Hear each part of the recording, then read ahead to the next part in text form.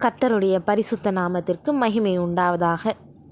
இன்றைக்கான அனுதின ஆவிக்குரிய ஆகாரம்.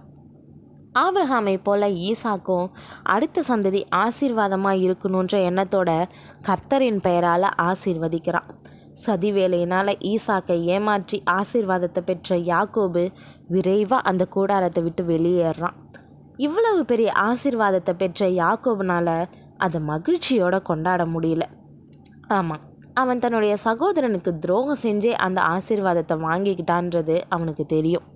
அவன் கூடாரத்தை விட்டு புறப்பட்டதுமே ஏசா வேட்டையாடிட்டு வந்ததா நாம் 30வது வசனத்தில் வாசிக்கிறோம். யாக்கோபு தன்னுடைய சகோதரன் ஏசாவுடனான நேருக்கு நேரான சந்திப்பை மிக குறுகிய நேரத்தில் தவிர்ச்சிட்டான்.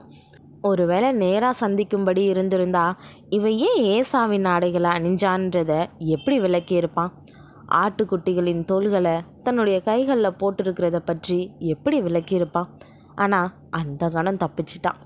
ஏசா வேட்டையாடியதை சமைத்து தன் தகப்பனுக்கு கொண்டு வந்து புசித்து என்னை ஆசீர்வதியும் என்று சொன்னதை கேட்டு அப்பொழுது ஈசாக்கு மிகவும் பிரமித்து நடுங்கி, வேட்டையாடி எனக்கு கொண்டு வந்தானே, அவன் யார்?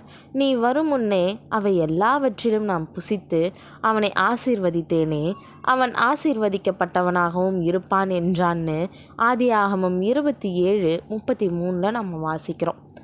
ஈசாக்கு நடந்ததை உணர்ந்து ஓடிப்போனான். தன் அன்பு மகன் ஆசீர்வதிக்கப்படலைன்றதை அறிஞ்சு மனம் கலங்கி போனான். தான் ஏமாற்றப்பட்டதை அறிஞ்சு ஏசா துடிச்சு போனான். ரொம்ப அழுதான். ஏசா ஒரு அற்புதமான ஆவிக்குரிய மனிதன்னு வேதம் எந்த குறிப்பையும் நமக்கு சொல்லலை. அவன் தன்னுடைய சேஷ்ட புத்திர பாக்கியத்தை பயத்தங்கூழுக்காக விற்க தயாராக இருந்தான். அவன் தன்னுடைய பெற்றோரின் விருப்பத்துக்கு மாறா எதை குறிச்சும் சிந்திக்காம ஏத்தியரின் குமாரத்திகளை திருமணம் செய்தான். இது அவனுடைய பெற்றோருக்கு மிகவும் வருத்தமாக இருந்தது. இதை கவனிக்கும்போது ஏசா ஒருபோதும் ஆவிக்குரிய ஆசீர்வாதத்தை எதிர்பார்த்ததா தோணலை. ஏசா தான் முதல்ல பிறந்தவன். தான் குடும்ப தலைவனாகணும்னு எதிர்பார்த்தான். அவன் பலமாகவும் ஒரு நல்ல வேட்டைக்காரனாகவும் இருந்ததால் குடும்ப தலைவனாகும் தகுதி எல்லாம் தாங்கிட்ட இருக்கிறதா அவன் எண்ணி இருக்கணும். ஈசாக்குக்கும் ஏசாவுக்கும் இடையே மிகவும் வலுவான பந்தம் இருந்துச்சு. அதனால் நிச்சயமாக ஏசா தன்னுடைய அன்பான தந்தைக்கிட்ட இருந்து அந்த விசேஷமான ஆசீர்வாதத்தை பெற எதிர்பார்த்தான். ஆனால் தன்னுடைய சகோதரனால் வஞ்சிக்கப்பட்டதை அவனால் ஏற்றுக்கொள்ள முடியல. அவன் விரக்தியோட மனம் கசந்து அழுதான்னு வேதம் நமக்கு சொல்லுது. ஈசாக்கு கிட்ட கொடுக்கறதுக்கு ஒரே ஒரு ஆசீர்வாதம் தான் இருந்துச்சா? தன்னையும் ஆசீர்வதியோன்னு கெஞ்சினான். தலைப்பிள்ளைக்கான ஆசீர்வாதத்தின் தன்மையை ஏசா மிக குறைவாகவே புரிஞ்சுக்கிட்டான்.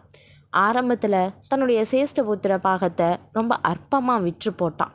இப்போது அதை எதிர்பார்க்கறது நியாயம் இல்லைன்றதை புரிஞ்சிக்க அவனுக்கு கடினமாக இருந்துச்சு.